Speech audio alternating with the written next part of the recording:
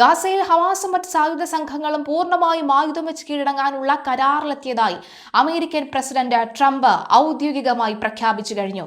ട്രംപിന്റെ നേതൃത്വത്തിലുള്ള ഈ ബോൾഡ് ഓഫ് പീസ് തയ്യാറാക്കിയ സമാധാന പദ്ധതിക്ക് ഹമാസ് പൂർണ്ണ അംഗീകാരം നൽകിയതായും ഇത് സംബന്ധിച്ച ഔദ്യോഗിക പ്രഖ്യാപനം ഉടൻ ഉണ്ടാകുമെന്നും മുതിർന്ന ഹമാസ് നേതാവ് തന്നെ BBC-യോട് സ്ഥിരീകരിച്ചു കഴിഞ്ഞു.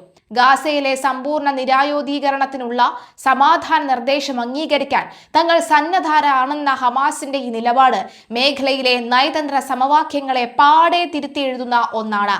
ട്രംപ് പ്രഖ്യാപിച്ച 20 ദിന സമാധാന പദ്ധതിയുടെ അടിസ്ഥാനത്തിൽ ഈ ചരിത്രപരമായ കരാർ രൂപപ്പെട്ടു കഴിഞ്ഞു. മധ്യസ്ഥ ചർച്ചകൾക്ക് ചുക്കാൻ പിടിച്ച ഈജിപ്ത്, ഖത്തർ, തുർക്കി എന്നീ രാജ്യങ്ങളുടെ പരിശ്രമങ്ങളെ വാനോളം പ്രശംസിച്ച ട്രംപ് ഈ നീക്കം പശ്ചിമേഷ്യയിൽ ശാശ്വത സമാധാനത്തിനും സുരക്ഷയ്ക്കും വഴിയൊരുക്കുമെന്നും തന്റെ ട്രൂത്ത് സോഷ്യലിലൂടെ അവകാശപ്പെട്ടു. എന്നാൽ ട്രംപ് കൊണ്ടുവന്ന നിർദ്ദിഷ്ട കരാറിലെ വ്യവസ്ഥകളിൽ ഇസ്രായേൽ ഒട്ടും തൃപ്തരല്ലെന്ന വാർത്തകൾ പുറത്തുവരുന്നത് വീണ്ടും ആശങ്ക വർദ്ധിപ്പിക്കുന്നുണ്ട്. കൈറോയിലെ നടന്ന ചർച്ചകളിൽ അപൂർവ പുരോഗതി ഉണ്ടായതായി മാധ്യമങ്ങൾ റിപ്പോർട്ട് ചെയ്തെങ്കിലും നിർദ്ദേശിക്കപ്പെട്ട ഉപാധികൾ ടെൽ അവീവിന്റെ സുരക്ഷാ മാനദണ്ഡങ്ങൾക്ക് അനുസൃതമല്ലെന്നാണ് ഇസ്രായേൽ പ്രധാനമന്ത്രി ബെഞ്ചമിൻ നെതന്യാഹുവിന്റെ ഓഫീസുമായി ബന്ധപ്പെട്ട കേന്ദ്രങ്ങൾ വ്യക്തമാക്കുന്നത്. ഗാസയുടെ പൂർണ്ണമായ സൈനിക വിമുക്തതയും ആയുധ ശേഖരത്തിന്റെ പൂർണ്ണ നാശവും സംബന്ധിച്ച് വിട്ടുവീഴ്ച ഇല്ലാത്ത കർശന നിലപാടാണ് ഇസ്രായേൽ തുടരുന്നത്. ട്രംപിന്റെ 20 ദിന പദ്ധതി അനുസരിച്ച് വിന്യസിക്കപ്പെട്ടിരിക്കുന്ന വിവിധ ഘട്ടങ്ങളിലൂടെയാകും സമാധാന പ്രക്രിയ പൂർത്തിയാവുക. കരാർ പ്രകാരം ഇരു കൂട്ടരും നിലവിലെ തൽസ്ഥിതി തുടരുകയും ആക്രമണങ്ങൾ ഉടനടി അവസാനിപ്പിക്കുകയും വേണം.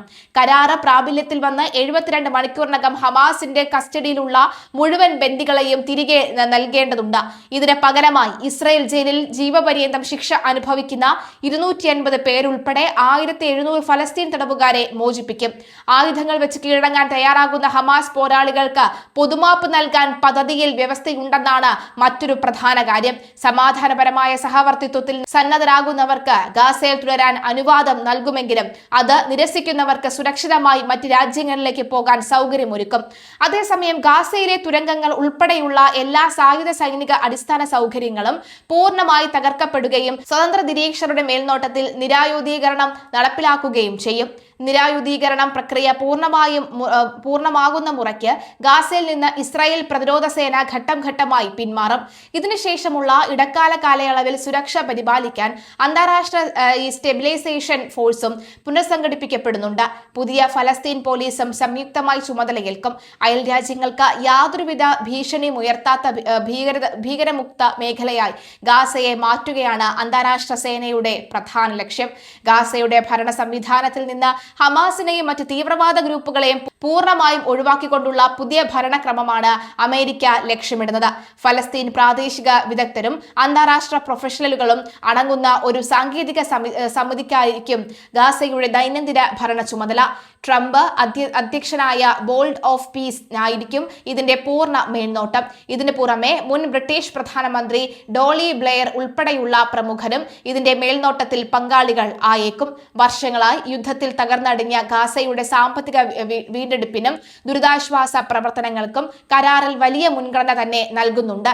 കരാറ് യാഥാർത്ഥ്യമാകുന്നതോടെ റഫ അതിർത്തി തുറക്കുകയും ഐക്യരാഷ്ട്രസഭ, റെഡ് ക്രസന്റ് എന്നിവ വഴി വൻതോതിലുള്ള മാനുഷിക സഹായങ്ങൾ തടസ്സമില്ലാതെ ഒഴുകിയെത്തുകയും ചെയ്യും. ഫലസ്തീനികളെ ഗാസയിൽ നിന്ന് നിർബന്ധിതമായി കുടിയൊഴിപ്പിക്കപ്പെടുകയും ചെയ്യും. അവിടെ തന്നെ താമസിച്ച് പുതിയ ഗാസ കെട്ടിപ്പടുക്കാൻ പ്രോത്സാഹിപ്പിക്കുമെന്ന് വ്യവസ്ഥയുണ്ട്. 2023 ഒക്ടോബർ 7 ഹമാസ് നടത്തിയ അപ്രതീക്ഷിത ആക്രമണത്തോടെയാണ് നിലവിലെ യുദ്ധത്തിന് തുടക്കമായത്.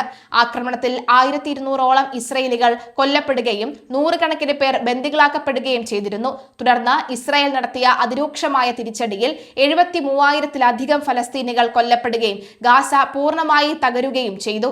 ഈ വമ്പൻ മാനുഷിക ദുരിതത്തിലാണ് ട്രംപിന്റെ പുതിയ പദ്ധതിയിലൂടെ നയതന്ത്ര പരിഹാരം കാണാൻ ശ്രമിക്കുന്നത്. എങ്കിലും കരാറിന്റെ യാഥാർത്ഥ്യവൽക്കരണം ഭൂമിയിലെ യാഥാർത്ഥ്യങ്ങളുമായി എത്രത്തോളം പൊരുത്തപ്പെടുമെന്ന് കണ്ടുതന്നെ അറിയണം. ആയുധങ്ങൾ പൂർണ്ണമായി ഉപേക്ഷിക്കാൻ ഹമാസിനുള്ള തീവ്ര വിഭാഗങ്ങൾ തയ്യാറാകുമോ എന്നതും ഇസ്രായേൽ സർക്കാരിലെ വലതുപക്ഷ പാർട്ടികളുടെ കടുത്ത എതിർപ്പുകളെ അതിജീവിച്ച് നെതന്യാഹുവും ഇതിന് പച്ചക്കൊടി കാട്ടുമോ എന്നുമാണ് ഉയർന്നുവരുന്ന പ്രധാന ചോദ്യങ്ങൾ. പദ്ധതി വിജയകരമായാൽ ഫലസ്തീൻ സ്വയംഭരണത്തിലേക്കും സ്വതന്ത്ര രാഷ്ട്ര പദവിയിലേക്കുമുള്ള വഴി തുറക്കപ്പെടുമെങ്കിലും സങ്കീർണമായ പശ്ചിമേഷ്യൻ രാഷ്ട്രീയത്തിൽ ഈ പദ്ധതി എത്രത്തോളം മുന്നോട്ടു പോകുമെന്ന് വരും ദിവസങ്ങളിൽ വ്യക്തമാകും. ജോർദാനിലെ US സൈനിക താവളത്തിന് നേരെ ഇറാൻ നടത്തിയ അപ്രതീക്ഷിത മിസൈൽ ആക്രമണം ആഗോള രാഷ്ട്രീയ നിരീക്ഷകരെ പോലും ആദ്യഘട്ടത്തിൽ അമ്പരപ്പിച്ചു. മാസങ്ങളായി തുടർന്ന് നേടിയ വെടിനിർത്തൽ അന്തരീക്ഷം തകർക്കുകയും ഇറാനിൽ വീണ്ടും തിരിച്ചടിക്കാൻ വാഷിംഗ്ടണിന് വഴി തുറന്നു കൊടുക്കുകയും ചെയ്ത ഈ നീക്കം പ്രഥമ ദൃഷ്ടിയ അവശേഷിക്കണമെന്ന് തോന്നാം. എന്നാൽ വെടിനിർത്തലിലൂടെ ലഭിക്കുന്ന സമാധാനത്തെക്കാൾ നയതന്ത്ര രീതിയിലുള്ള ഒരു സംഘർഷം നീണ്ടിക്കൊണ്ടു പോകുന്നതാണ് തങ്ങൾക്ക് തന്ത്രപരമായ മേൽക്കൈ നൽകുക എന്ന് ഇറാനിൻ നേതൃത്വം കണക്ക് കൂട്ടുന്നുവെന്നാണ് പുതിയ നീക്കങ്ങൾ വ്യക്തമാക്കുന്നത്. നിലവിൽ പൂർണ്ണ തോതിലുള്ള ഒരു യുദ്ധത്തിലേക്ക് കടക്കാൻ ഇരുപക്ഷത്തിനും താല്പര്യമില്ല. കൂടുതൽ രാജ്യങ്ങളെ യുദ്ധത്തിലേക്ക് വലിച്ചിഴയ്ക്കുന്നതും എണ്ണവില കുതിച്ചുയരാൻ കാരണമാകുന്നു. സ്വന്തം സൈനിക ശേഷിയെ ആഗോളതലത്തിൽ നടത്തുന്നതുമായി ഒരു വൻകര യുദ്ധത്തിന് അമേരിക്ക തയ്യാറല്ല. മറുഭാഗത്ത് ഉപരോധങ്ങളാൽ തകർന്ന സമ്പദ് വ്യവസ്ഥയും ദുർബലമായ വ്യോമ പ്രതിരോധ സംവിധാനങ്ങളുമായുള്ള ഇറാനും സമ്പൂർണ്ണ യുദ്ധം താങ്ങാനാവില്ല.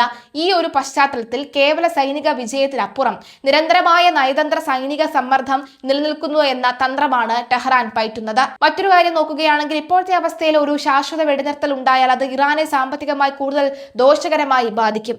ഇറാനിൻ തുറമുഖങ്ങൾക്ക് എതിരെയുള്ള അമേരിക്കൻ ഉപരോധങ്ങളും അതേപടി തുടരുക തന്നെ ചെയ്യും. ആഗോള എണ്ണ വിപണിയിൽ നിന്നുള്ള ഒറ്റപ്പെടലും മാറുകയില്ല.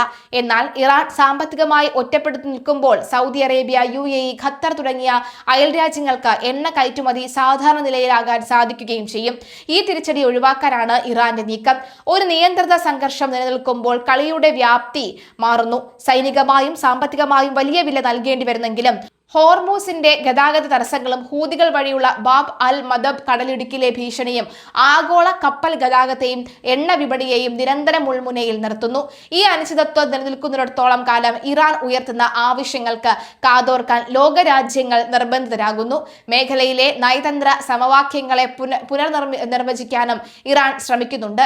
അന്താരാഷ്ട്ര സമുദ്രപാതകളിൽ എല്ലാവർക്കും പൂർണ്ണ സ്വാതന്ത്ര്യം എന്നതിന് പകരം ഇറാന്റെ നിബന്ധനകൾക്കും മേൽനോട്ടത്തിനും വിധേയമായി വേണം കപ്പൽ ഗതാഗതം എന്ന് വരുത്തി തീർക്കാനാണ് അവരുടെ ശ്രമം.